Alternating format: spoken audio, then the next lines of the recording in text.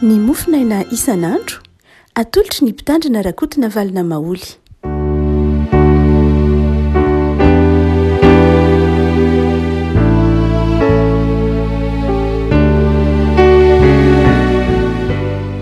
Mpifanena avy nanao iara-panatsika hatratrisa sabotsy voalohan'ny volana febroary ity.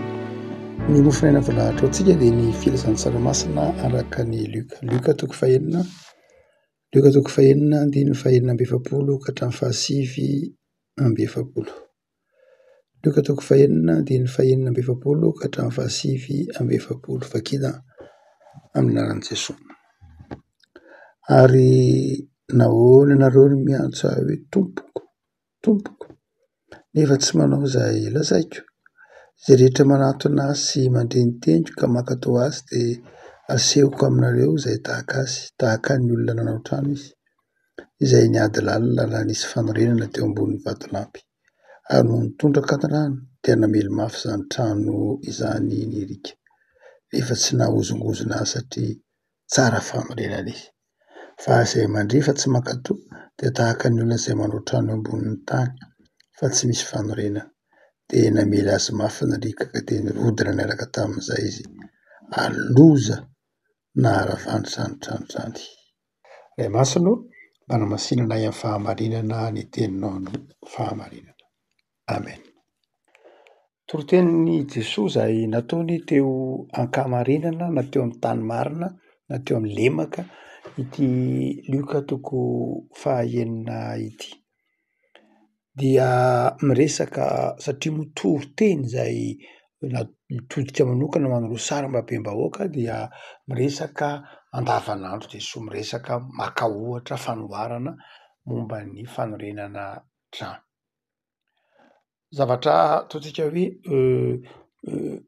tsy dia tena nahazatra loatra ny saram-babenbahoaka jiosy ny manao trano avo be na trano lehibe, fa saika trano tsotsotra rihana iray no ankabeazan'ireo trano izay nonenan'ireo jiosy. Hany ka mandrakariva dia tsy dia tena voatery lalina loatra ny fototr'ireny trano ireny. Fa eto Jesosy dia tena azo lazaina hoe teknisiana mihitsy amin'ny fanaovana trano. Satria hoy Jesosy manao hoe izay rehetra manorina trano ka mazava ho azy rehefa trano lehibe na miorina amina tany tsy dia tsy mafy loatra dia tsy maintsy miady fototra lalina ianao Jesosy. Ary izany daholo moa nataony trano lehibe rehetra manerana an'izao tontolo izao.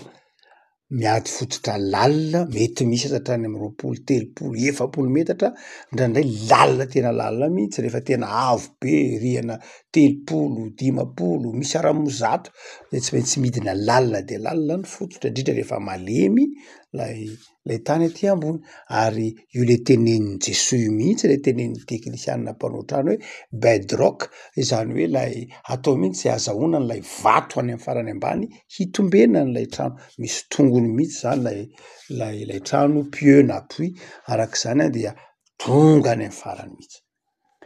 Jesosy dia mampianatra, manome lesona ny olona manao hoe tahaka an'izany manao trano izany ny olona izay miaino ny tenin'Andriamanitra ka manao trano dia mankatòa ilay tenin'Andriamanitra toy ny olona manao trano ka manorina ny fototra any amin'ilay bedrock na any amin'ilay tany mafy na any amin'ilay vato mihitsy ara mba hahatonga ilay trano ho mafy orina. Inona no hevim-panahy tian'i Jesosy resahana amintsika raha miresaka ity fomba fanaovana trano ity izy? Zavatra roa na telo. Voalohany dia izao, ny tenin'Andriamanitra rehefa hainoantsika, ny sitrapon'Andriamanitra rehefa ankatoavintsika dia manova ny fomba fijerintsika, manova ny fomba fiainantsika ary mahatonga antsika manana projet, manana tetikasa. Io soratra masina io izany na ny fankatoavana ny sitrapon'Andriamanitra dia mahatonga antsika manana tetikasa, manana finiavana, manana nofinofy, manana viana. Ny tenin'Andriamanitra tsy hoe mahatonga antsika hiboretaka amin'ny tany, mahatonga antsika hiandry fotsiny, mahatonga atsika manao ka de Andriamanitra moa zany mahay zavatra rehetra, Andriamanitra moa zany naharo ny lanitra sy ny tany ka na tsy misy ary nataon'Andriamanitra misy noho zany de zao za mankataon'Andriamanitra ka de hiandry an'Andriamanitra fotsiny aho. Andriamanitra no anome sakafoko isan'andro eto, Andriamanitra no anome zavatra eny tokoa. Marina ny Salama 7:20 hoe na de matory azy izy de anome haniny, nomeny ihany malalany. Fa izao tsy fomba fiasa zany. Tsy fomba fiasa zany. Hain'Andriamanitra ny manome sakafo sahaza ho atsika ny fiainantsika isan'andro. Hain'Andriamanitra zany. Zay raha teo dikany eo omeo anay ny hanina sahaza ho anay. Fa ny dikany eo omeo anay io ny hanina sahaza ho anay de zao tsy hoe olona tsy manana tetikasa. Tsy hoe olona tsy hanao n'inona, tsy hoe olona aniraka an'Andriamanitra ambolona, aniraka an'Andriamanitra hanangan-javatra. Fa zao olona manana fikasana tsara. Ireo olona rehetra zay nifanena tamin'ny sitrapon'Andriamanitra, ny olona zay nankatoan'Andriamanitra na nitefen'Andriamanitra tao anatin'ny fankatoavana azy de zao olona nanana tetikasa, olona nanana fomba fiasa, olona nanana vina sy nofinofy. Andriamanitra tsy namahy ny zavatra rehetra ary izy mazava ho azy itsika zany. Baiboly manontolo de milaza an'zany. Andriamanitra tia antsika, ny Baiboly manontolo de milaza an'zany. Andriamanitra dia mahavonjy antsika, Andriamanitra dia eo akaikitsika, ny Baiboly manontolo de milaza an'zany. Fa izao ny Baiboly manontolo koa de maniraka anao hiasa, de maniraka anao hieritreritra, maniraka anao hamantatra zay mba heverinao mety amin'ny fiainana. Marina fomba fitenitsika manao hoe zay mahasoa ataon'Andriamanitra, zay mahasoa ataon'Andriamanitra fa efa nikasy ianao, zany hoe efa nisy lafin-javatra maro samihafa no ezahanao de ao anatina fieritreretana hoe iza amreto ary mety, iza amreto ary mahasoa. Zany hoe raha miteny ianao hoe zay mahasoa ataon'Andriamanitra de efa nisy effort, efa nisy fiezahana, efa nisy zavatra nomaninao tao anatinao. No zany de zao eto de hoy ny tompo manao hoe zay olona mandrenitenika, zay olona mankatao ny idiran'Andriamanitra dia toy ny olona manao trano izy, zany hoe olona manana nofinofy. Ary raha miteny hoe trano isika tsy nofinofy ihany zany, fa milaza maha-izy azy, milaza olona mieritreritra amin'ny fiainana, olona mieritreritra ny ho avy. Tsy hoe manan'Andriamanitra sika de tsy eritreritra ny ho avy, antsia tena men'Andriamanitra saina isika, men'Andriamanitra fahazavan-tsaina, men'Andriamanitra herim-panahy de afaka eritreritra ny ho avy. Afaka mieritreritra hoe ahoana moa zany no eritreretiko mba hampity an'ity fiainako ity, ahoana ny eritreritra mba ataoko hampity an'ity fiangonana misy ahy ty, ahoana ny eritreretiko mba hampity an'ity tanindrazako ity, ahoana hampity an'ity tokantranoko ity. Ny fifalinana amin'ny tenin'Andriamanitra de mahatonga anao mieritreritra lafin-javatra tahaka izany. Tsy manakana mihitsy zany akory ny hoe zay mahasoa ataon'Andriamanitra. Tsy manakana mihitsy zany hoe Andriamanitra manao zay tokony atao rehetra aminao. Tsia, tsy manakana mihitsy zany. Fa mandrisika anao hoe mangatady eo omeny, ndika teny hoe mangatady eo omeny, Matthieu 7:7, dondony teo voany. De zao manany ianao zavatra hoentina amin'Andriamanitra. Manany ianao zavatra hoentiny eo amin'Andriamanitra, manana zavatra angatahana amin'Andriamanitra, manana zavatra irina amin'Andriamanitra. Matoa oatra masina miteny manao hoe apetrao am' Jehova ny fikasanao de matoky azy fa ataony tanteraka. Zany hoe olona manana fikasana, olona manana nofinofy de eto ny tompo miteny hoe tahaka ny olona manana nofinofy manao trano. Fa ny faharoa de zao, izy manao hoe tahaka ny olona manao trano izy, izay niady lalina, niady lalina. Zany hoe nofinofy tsy hoe apetraka fotsiny am'izay ka de ty moa ny nofinofy de tanteraka eo io, fa niady lalina. Midika inona zany? Midika fiezahana, niady lalina. Lay teny hoe lalina de tena milaza fangirifirina mihitsy a, milaza fangirifirina. Lay teny hoe lalina io ara dia mitovy dika am'teny hoe fahantrana lalipaka. Zany hoe lay nofinofinao de manjary ilana fiezahana lalina amin'ny fanatanterahana azy, ezahana fikelezanaina.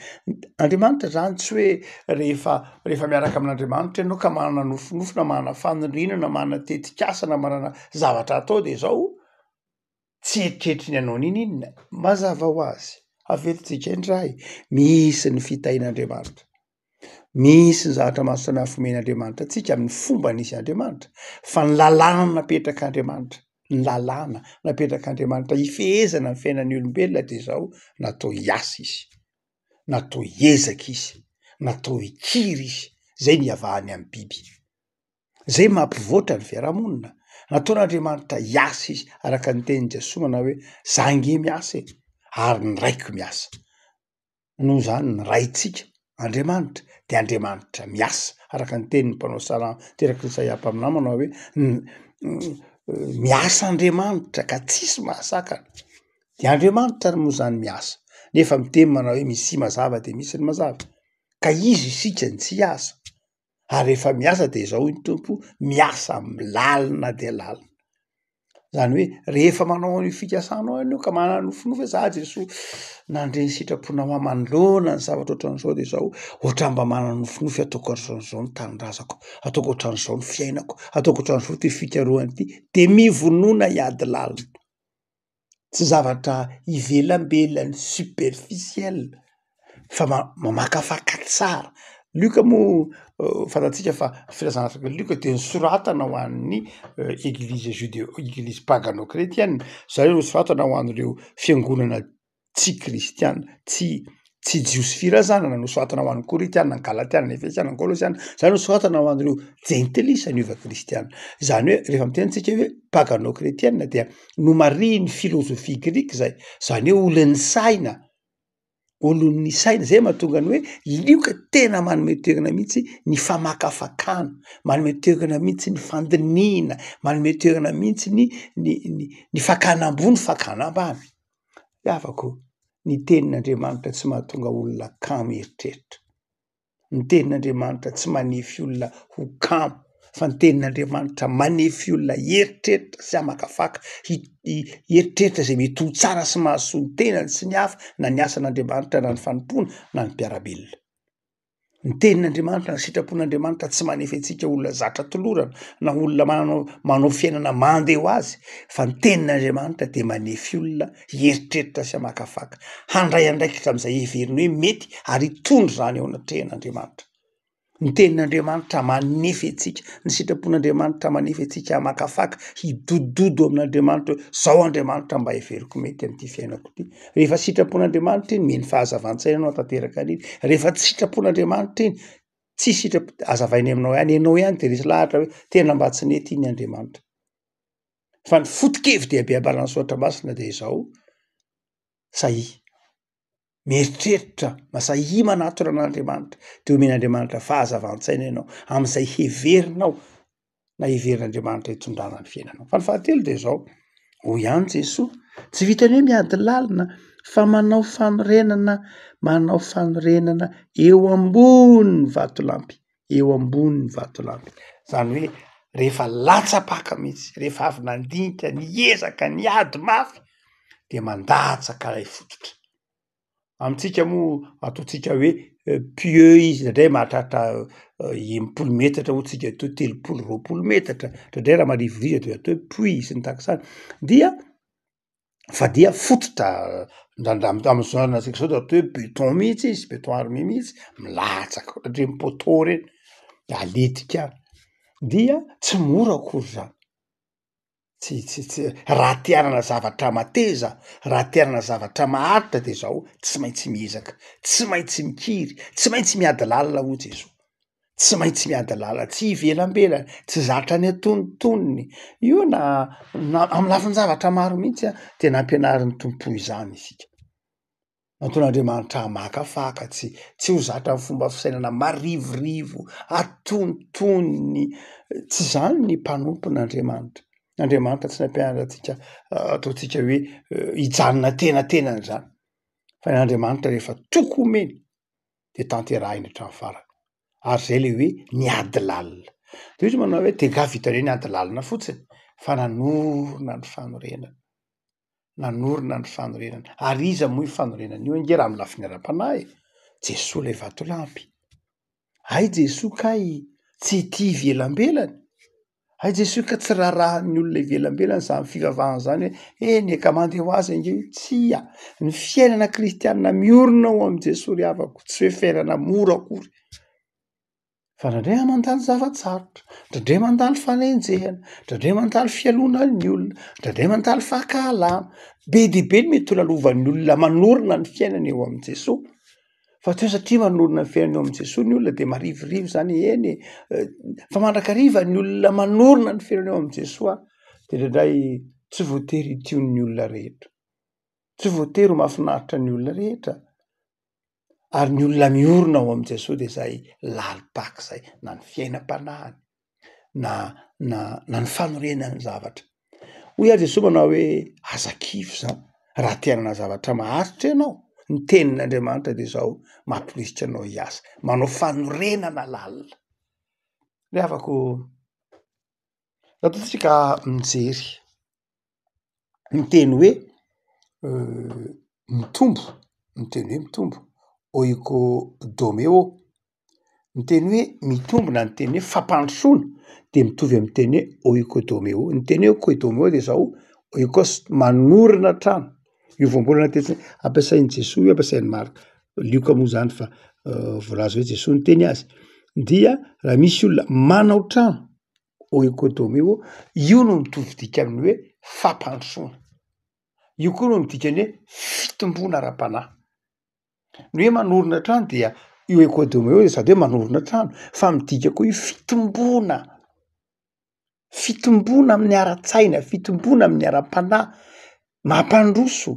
Izany hoe zay olona te handroso de mivonoana hiady lalina, zay olona te hitombo de mivonoana hiaritra ny mafy, zay olona te hitombo na amin'ny ara-panahy io na amin'ny ara-tsaina io de tsy maintsy vonona hiafy, vonona hiady lalina, ary indrindrindrindra sa vonona hanorina izany eo amin' Jesosy, ao am'le tena vatolampy. Ravako malala, rehefa mijery sika ny vanim-potoana iainantsika ankehitriny, misaotra an'Andriamanitra tsika ravako malala fa nitondra zavatra mahafinaritra ao antsika be dia be ny siansa mazava ho azy, ny miainana ny siansa tao anatin'ny 900 taona, fa mira-piratana siansa tao anatin'ny 900 taona na 300 taona latsaka kely, de tena nitondra tombotsoa be dia be ao antsika mihitsy. Na teo amin'ny lafiny ara-pahasalamana io, teo amin'ny lafiny génie civil, na ny trano, teo amin'ny lafiny ohatra hoe aéronautique, teo amin'ny lafiny fitaterana, teo amin'ny lafiny zavatra maro samihafa dia nitondra soa antsika ny siansa sy ny teknôlôjia, ary milamina be mihitsy tsika manana an'izany. Saingy zao ny zavatra tsapa de izao, ao anatin'ny 50 taona de mihena tsikelikely ny fikirizan'ny olona hiasa, mihena tsikelikely ny hany ka manjary lasa malemilemy na ny vatan'ny olona, manjary lasa fotoana manokana mihitsy zany hoe mila mamonjy salle de sport, fotoana manokana mihitsy zany hoe mila manao gymnastika. Fa raha toa ve tany amin'ny olona 50 taona na 80 taona lasa tsy mila manao an'izany satria dia-tongotra ny andanany, ataon'inona anao lamarche, kisa ny asany ary efa dia-tongotra lava tsisy farany, 5 kilometatra, 9 kilometatra, ataon'ny olona inona andeha hibatabata an'iny fonjabe eny amin'ny salle de sport, ko ny asany ary efa manodina machine kodra maraina pahariva ny andro. Renim-pianakaviana iny mbola andeha amin'ny salle de sport zany na tamin'ny taloha fa machine kodra ahodina isan'andro na ny machine pedala ahotsakotsany eo de efa gymnastika ho azy. Tsy zany ka tsy nila an'izany ny olona taloha. Na ataovy ao an-tranony ary manao an-trano ao ara, zao misy robot, ny olona taloha manofa vary izy ka ataon'inona iny machine, iny atao satria aninona amin'ny salle de sport moa ny olona taloha ny vary hofainy isan'andro amin'iny fanofany iny sivany iny fanoto itotoany iny fikosehana lamba sasana amin'ny basiny isan-karazany iny, zany de nanefy an'ilay nofo ho mafy, ka tsy nila n'ireny zavatra rehetrarehetra ireny. Fa izao ankehitriny izao vokatry ny siansa de tolorany eo akaikitsika eo daholo, na ny fanasana lamba, na ny fanasana vilia, na ny fitotom-bary, na ny robot isan-karazany, mikiky sakamalao avy ary efa misy machine, misy daholo zany rehetrarehetra zany, na ny ODA sy ny sisa. Hany ka manjary ho toy ny mora azo daholo ny zavatra eritreretintsika, ho toy ny hoe mora azo, lasa manefy toe-tsaina mora azo ka manjary malaina, manjary kamo, ary na de eo amin'ny lafiny ara-panahy ary de tsy manam-paharetana. tsy manam-paharetana mivavaka. Anady hipetraka ao anaty hipetraka iankona amin'io WP-angonana io azy de efa tsy maharitra intsony satria efa nitefen'ilay toetsaina mora mahazo. Ary ndraindray dia na ny fivavahana raha tsy fantatra intsony ny heviny inona moa zany ny tena antony ivavahako. Za nge salama, za nge manam-bola, za nge mana-trano, za nge mana fiarakodia tsara, ny zanako nge ohatr'izao, ny fiainako nge zao ny ampiasana. Inona moa tena antony ivavahako? Lasa na de le anton'ilay ivavahana raha tsy azo intsony, raha tsy efa ao anatin'ny sarotra. Satria nahoana? Satria le rivotra iainantsika ankehitriny mihitsy no mampanadino antsika ny antony ivavahantsika. Miavako malala. Midira amin'ny lalina, manorena ny lalina. Fa hoy Jesosy tsy maintsy ho avy nefa ny tafiotra. Tsy maintsy ho avy ny tafiotra. Amin'ny andininy fahafito amby efapolo io, sy valo amby efapolo dia manao hoe ary no nitondraka ny rano. Io tsy conditionnel. Hoe raha fa tena hoe no nitondraka ny rano milaza zavatra hoe tena tsy maintsy hisy io. Tsy maintsy hisy ny rano ho tondraka, tsy maintsy hisy ny tafiotra, tsy maintsy hisy ny zavatsarotra. De izao izay ny safidy, izay niezaka, nanorina ny azy tao am' Jesosy ny fiainany, izay nanorina ny fiainany tao am' Jesosy, izay nanorina ny tetikasany tamin'ny tokony ho izy, izay nieritreritra sy namakafakaka nametraka izany tao am-pelantaran'Andriamanitra, izay niezaka de izao na inona mafy ny tafiotra de tsy nianjera izy.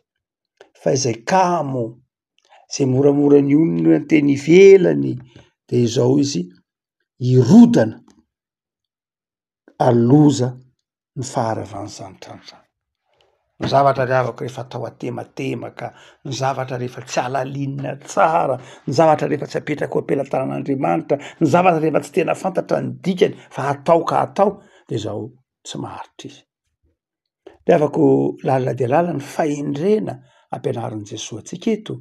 Fahendrena raha-panahy fa tsy fahendrena olombelona ihany. Ny tiany Jesosy tenenina de izao: mikasa. Sahia mikasa fa apetrao amin'Andriamanitra zany. Sahia mikasa de ataovy tsara fandalinana zany. Aza zatra toloram-potsiny, aza zatra toe-poso toe-panahy, mora mionona amin'eny ivelambelany, fa alalino ny tenin'Andriamanitra, alalino ny finoana, alalino ny zavatra atolotra anao, alalino zay rehetra fantatrao fa tokony ho alalinina mba hatsaratsara kokoa ny fiainanao. Fa ny tsara indrindra ho Jesosy de izao, ny fanorenana tsara de izao, lay vato lampy teo am' Jesosy. Aza misaraka am' Jesosy mihitsy ary. Na inona de apetrao am' Jesosy ny zavatra rehetra. Mafimafy kely indraindray amin'ny maha olombelona. Ny izany toetra, zany tsy maintsy misy. Fa izao matoky ny tompo.